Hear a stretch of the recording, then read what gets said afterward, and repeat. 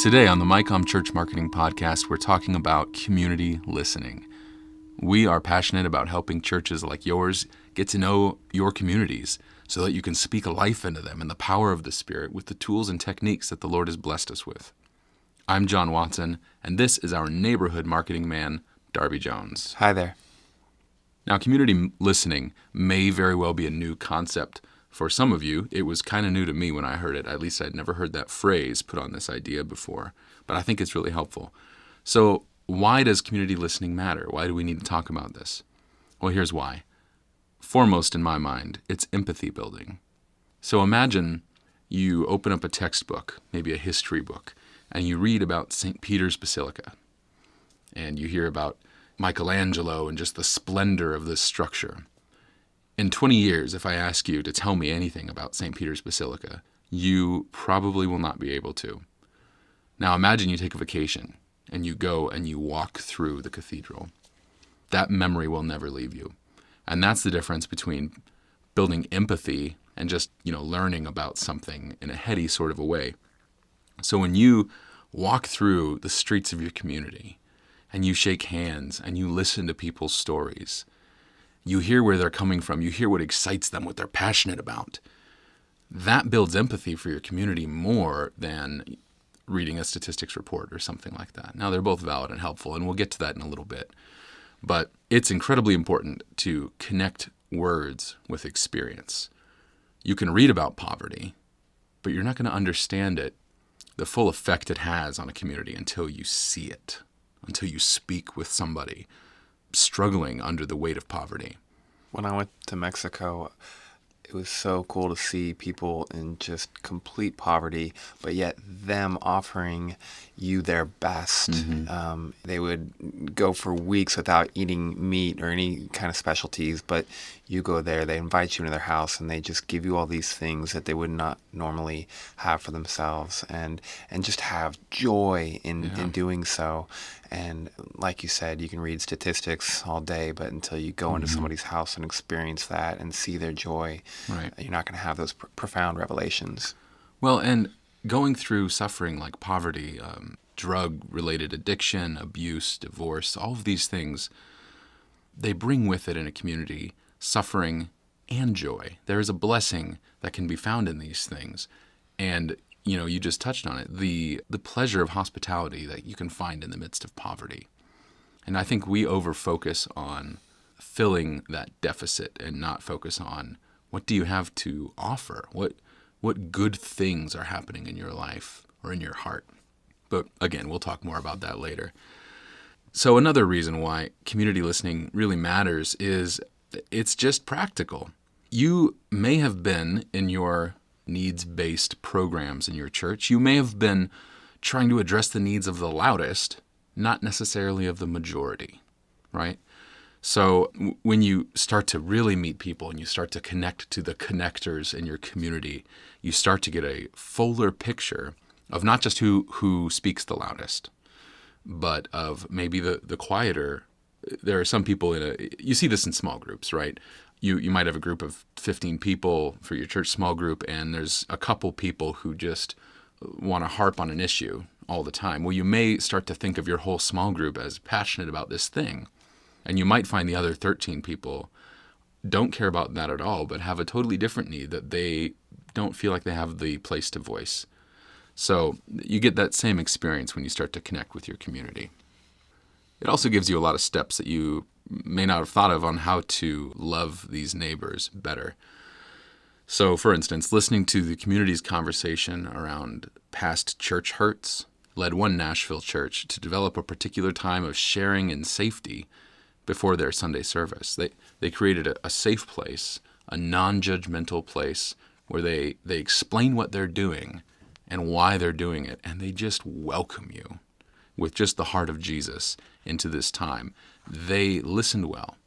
They heard a wound that was common in their community, and they took a step to address it that they wouldn't have thought of, most likely, if they hadn't been listening in that way. And, there's a lot of, in a lot of urban centers right now, there's just a host of people working remotely. It's just very trendy to shed the shackles of the office, so to speak, and work from home, from coffee shops, whatever. Well, what about churches who listen to the needs of the business community even?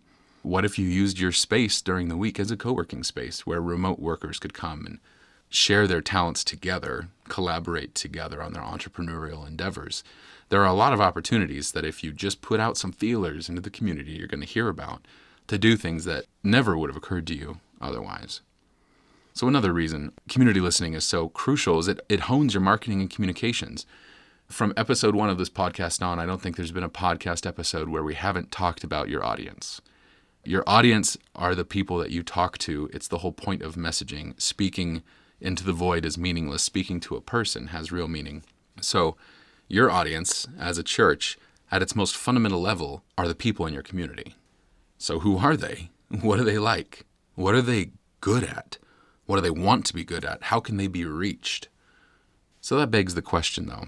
What sorts of things are you listening for? You can't very well go around asking those, 5 questions? So who are you? What do you like? What are you good at? What do you want to be good at? How can you be reached? That doesn't make a lot of sense. It has to be a little bit more organic. But you have to have an idea of what you're tuning into before you can receive anything. So the default stance of most churches is to listen for needs. There's nothing wrong with that. It's important. True religion is this, right? That's what James said, is to take care of the widows and orphans, the needy ones in your communities. So we listen. What do you need that we can give you or do for you? So out of that is born programs to collect food, food drives, clothing drives in the winter, blankets, those sorts of things. Donating money, gift cards to grocery stores for people who swing by the church, after-school programs, childcare. These are all really wonderful things, and they bless our communities, truly.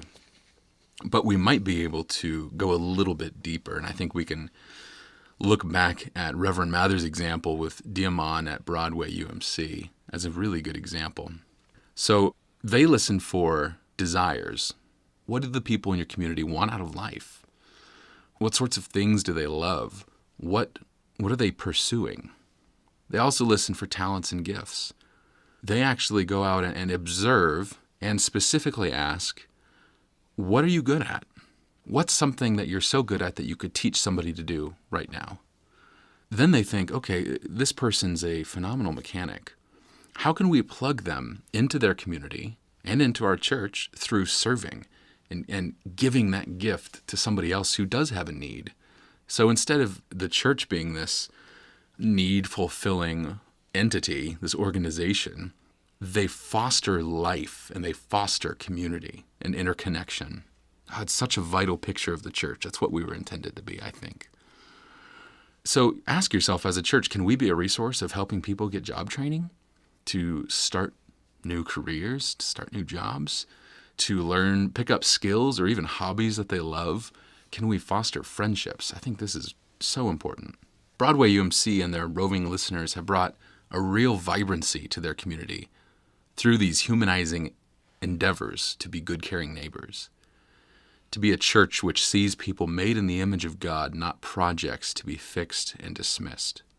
It's a beautiful thing, and it's beautiful to hear of people being connected through the church to others who share their passions and who can benefit each other with their gifts. Friendships are formed, vocations are discovered, and the church begins to have, honestly, a level of trust and respect in the community that they couldn't otherwise have. They opened a door to speak life into the community through love. I spoke with Reverend Mather earlier this week on the phone. He was gracious enough to answer some questions and just tell me a bit more of their story, and he was quick to caution me against blind replication. Someone close to him once asked him for the job description of the roving listener so that they could implement the same model in their church. He said, no way, not happening. And I applaud him for being consistent with his conviction in this concept. He takes it all the way down, because there's kind of an inherent irony to taking a custom-built piece of furniture to fit in your house, taking that exact same plan and trying to fit it in someone else's house that's a different size and a different shape. It's not going to fit well. It's not going to be custom fit. He said if we resonate with the concept, we'd do better to start by looking at our particular community and finding out what is the particular way that we can meet them where they're at, listen to them, and ennoble them with grace and honor. It sounds like this worked because the roving listener was incredibly passionate Yeah. about what he was doing beforehand. So if you created a job description, people who interview may be more passionate about finding a job than anything else. So maybe this is a type of position that you really have to seek out. You have to listen to your community and find people who are already activists, already doing amazing things for the community, and approach them to see if they'd like to help. That's right. I think the key here is Diamond was already doing it. And what Reverend Mather did with the help of that organization was empower him to do that even better. And they added meaning and value to this wonderful thing that Diamond was doing. So really, you've got to start with the people in your smallest community. So if you're a part of a church in a little community or a big community, it really doesn't matter. Broadway UMC is in Indianapolis, so it's an urban church environment. But I think this model will scale depending on how you want to implement it. If you've got a church community, you look at the people right in your circle and you say, who are the connectors? Who are the networkers? Who are the people with their ears already to the pavement in this community? Because if you can identify 3 or 5 of them, they might be able to identify 3 or 5 more people like that each. And this can just ripple out through your whole community. I like to picture these people like icebergs. They're one person, but they're connected to this vast network underneath the surface that you don't see at first. So these are the types of people that you need to start connecting with in your church. Yeah, for sure. We actually have an article in MyCom called Questioning Charity, Redefining the Role of the Church. And just read a short little passage. It says, even with the increase in mission and outreach programs, many churches have failed to see a decline in the problems they seek to eradicate. In many cases, not only have the problems such as homelessness and hunger not been resolved, they've actually gotten worse. At best, churches are sometimes treating the symptoms. And there's actually a term for this. It's called pathological altruism. And it's where you attempt to promote the welfare of others, but instead the results are unanticipated harm. So it's not just providing welfare for people, but matching that with inspiration to live by. And like you said before, inspiring people to give back to the community. Right. I had a missionary friend share a story with me once about he was organizing a massive relief effort for this group of survivors and refugees after a disaster. And I think it was somewhere in Africa. I don't remember exactly where.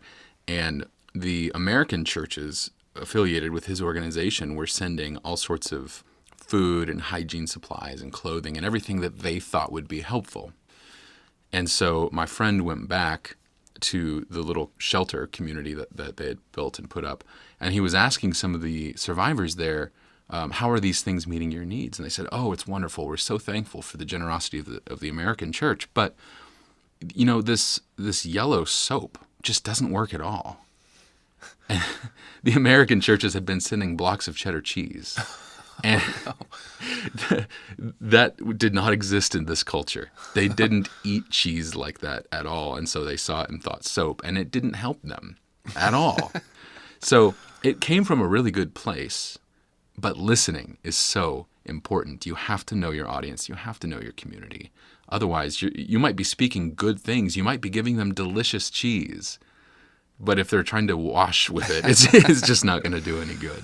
Another example is we need to go into places that just had a disaster and provide disaster relief.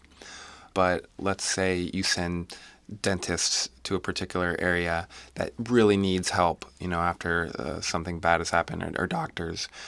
It's fine for a time, but if you keep doctors and dentists there forever, you might be discouraging people in that community from actually taking up the medical practice, studying. They're just relying on the dentist there and not pursuing it themselves. So it's a fine line. You just have to know what that balance is and when to help and when to pass it on to the community. Yeah, absolutely. Some of the practical steps that churches can take when they're pursuing something like this ministry of listening is, first, pruning your programs to grow, knowing what programs aren't being as effective and make some room for doing something like this in the community. Knowing when to end a ministry or program and doing it with honor and celebrate the accomplishments of those programs. Absolutely. So that you can come in and make room for other things. And we talk about this in a couple MyCom articles that I'll link to below in the description. You mentioned that pruning your programs. That reminds me of a book by Colin Marshall, I think, called The Trellis and the Vine. And the prevailing metaphor that they use in this book is that your church programs are trellis and the people are the vine.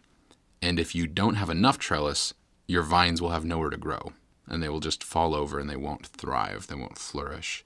But if you have too much trellis, then the whole trellis can topple over and take the vine down with it because of the weight and things not being evenly distributed. And that's always stuck with me as a vivid example, a reminder that the churches are about the people. And then if we orient ourselves on making the vine healthy, then we can build the trellis to suit the vine and not focus on just the trellis. One great resource that we talked about in the Questioning Charity article is called VolunteerMatch. Basically, it's an organization that strengthens communities by making it easier for good people and good causes to connect. It's a place where neighbors can talk about the things that they're good at. Maybe they're a handyman or this or that, and also a place for people to post their needs in the community. And it's a place where activists and volunteers can unite. Another MyCom article we have is called Stop Talking and Start Listening to Your Community. And in it, we encourage people to spend about 15 minutes every day listening to your community. And what that involves is using technology to search for the needs in your community. Like Google has a great service called Google Alerts. It's google.com/alerts. And you can set alerts for your hometown and specific needs in your community. And anytime Google finds something about your hometown or those needs, they'll send you an email with that article or that blog or that thing on social media talking about it. It's like having an assistant keeping their finger on the pulse of what's happening in Google. Right. It's amazing. It's automated, and you can sort of set the threshold about, how many updates you want. Maybe you can set it up to get a weekly digest. One thing I did was I set up a Google alert for my hometown, New Carlisle, and Ohio, and Hispanic, because I wanted to learn about what's going on in my hometown, what the Hispanic community is doing. And I found an article that was sent to my email the next day. It was called Hispanic Catholic Community Still Growing. And in that article, I learned so much about what they're doing in our town and some of their struggles and needs. It was really cool. I also found a blog called Main and Lake, Small Town, Big Heart. And they kind of wrote like The Onion. It was kind of serious, but they poke fun at some of the silly things that the city council is doing and really keeps you abreast of things that are going on. But I learned about this growing heroin epidemic in my hometown that I had no idea about. Right. It's just all sorts of things that it informed me on that was really beneficial, that I plan to talk to some of my friends about when I go back. But this is something that you can use to really find out your community needs and just get involved. Absolutely. And if you want to get really into it, you can. I don't believe there's a limit on how many alerts you can have set up. No. I think it's pretty much endless.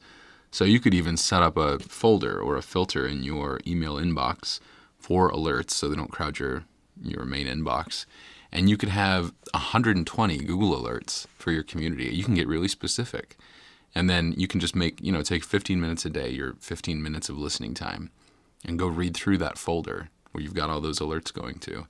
It's amazing what you're going to learn about your community if you try this. Yeah. So really spend time brainstorming community needs that sort of match your church's unique strengths and calling, and try and find those needs that your church can actually help with, and spend time brainstorming your audience. Are they job seekers? Are they singles? Are they students?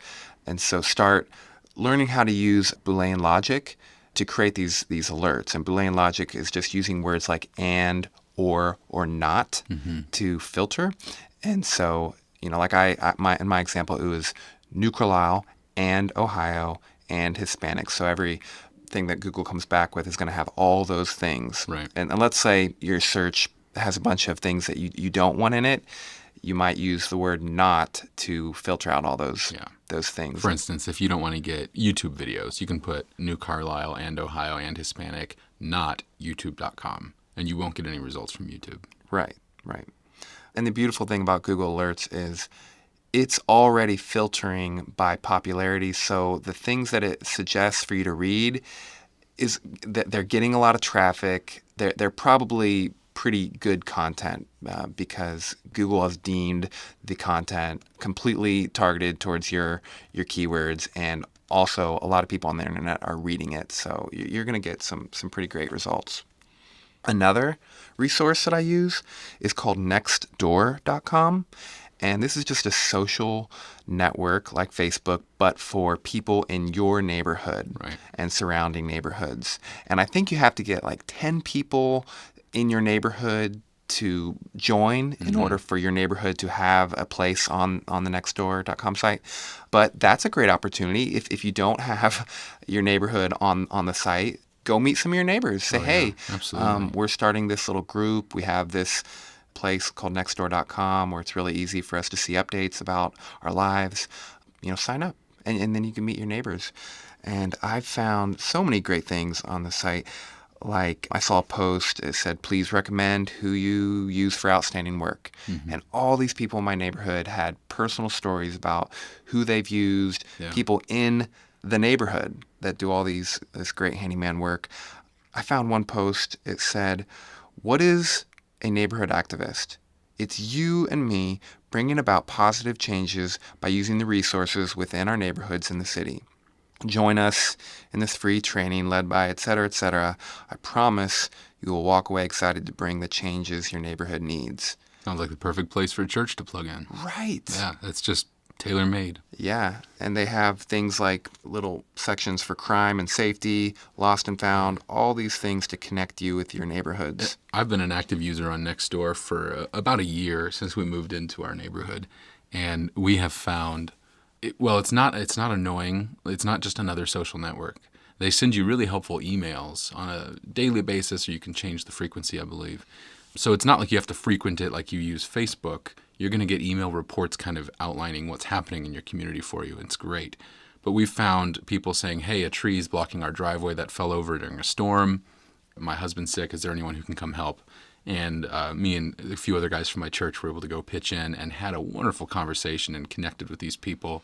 The man is an incredible artist. His paintings are down in downtown Nashville. And it was a really amazing time. And we've returned lost dogs and met new friends. And it's been such a helpful thing that actually, with the small group that I lead for my church, I basically required everyone who lives in that area to get on nextdoor.com. That was like, this is what we're doing now as a small group, is we're going to monitor this. And it's been really fruitful. Awesome. Another site we've talked about before in previous podcasts is called Meetup.com. It's just people with different hobbies and interests start these groups on Meetup. And this is a great place for you to find activists that are meeting around certain community needs, and just a great resource. So check out Meetup.com. Yeah. Again, you get alerts, whenever someone's meeting around a certain hobby, interest, or activity need or community need. Another way you can use technology to start listening is, again, to start in the smallest community that you're a part of, your church. And you can email a survey out to current members and attendees. You can ask them questions about what part of town they live in if you want, or what things they observe in their town, or you can just ask them about themselves and their own passions, their own desires, their own gifts and talents. Chances are you probably don't know that about your own church as well as you'd like to. I know I certainly don't. And there's a MyCom article that is really helpful on this too, called The Power of Surveys, Discover Needs and Opportunities. So we recommend that, and just go and search umcom.org for The Power of Surveys, and you'll find that. Now, you can also use your website and prompt people. Do it from the pulpit, do it from the stage. Prompt them to go to the website and contact you, or go to your Facebook page and send you a message have them answer a question, and kind of like a different sort of a survey. Or you can say, give them a prompt like, what are some of the top 2 things that you feel anxiety about in life? And then you can really start to understand who these people are and what makes them tick. So using technology it's what we do. And we'd be remiss if we didn't use technology. But similarly, I think that if we stop there, we're doing ourselves and our communities a disservice. I think we need to be face-to-face. We're relational. We're made to be truly relational. So know your church. Be in their homes. Participate in small groups and in other community-building events. Events like potlucks or whatever. That's, the stereotypical church event, right? The potluck. But I'm not complaining. I love potlucks. They never get old. Just don't put ketchup on the meatloaf and then put it in the oven. To me, that's just, anyway, sorry. I'm sorry if I've offended you and if you like ketchup on your meatloaf cooked in. Anyway, back to the thing. I digress. So these sorts of community building events, the whole purpose is to foster relationships. The purpose is to gather people for one church-hosted event so that then they can go out, get to know each other, and gather in smaller groups, go out and actually live their lives together, be a part of daily life. You can also do specific interviews and sit-downs with key people in your church. You can identify who among your members is already doing this, who's well plugged in. We've talked about this idea, finding the people who are already the connectors. But further, who's attuned to a certain demographic or a certain subset of your community? Are there any leaders in minority communities represented at your church? You want to represent your community's diversity in who you're talking to and who you're listening to. Then talk about it openly. Talk about it publicly. The pastor can talk about it from the pulpit. Someone can get up during announcements and give a weekly summary or report of something on their community. You want to be really open about this and invite people into that process. Mm-hmm. So, and then, another idea to reach out beyond your church in a kind of a face-to-face way. There are lots of local organizations, I would bet, that are looking for a great big facility to host them for community events and meetings. On NextDoor.com, I'm constantly seeing neighborhood meetings about topic X and Y and Z or whatever. And there's actually a local UMC church that has opened up their doors to host a lot of these meetings. And they feed the people and they walk around and just engage with the people. And it's a really good time, and they make really good spaghetti. And VolunteerMatch is another place for your church to post something like this. That your church is a place where people can meet about different things. So, absolutely. As you're doing these face-to-face meetings and talking to people, it's a good idea to start documenting that and actually capture that in some kind of database. So use something like Microsoft Access or Excel to build a database connecting skills and needs. And we have an article called Business and Faith Database, Match Skills and Needs, that we'll link to, where you can get more ideas about how to do that.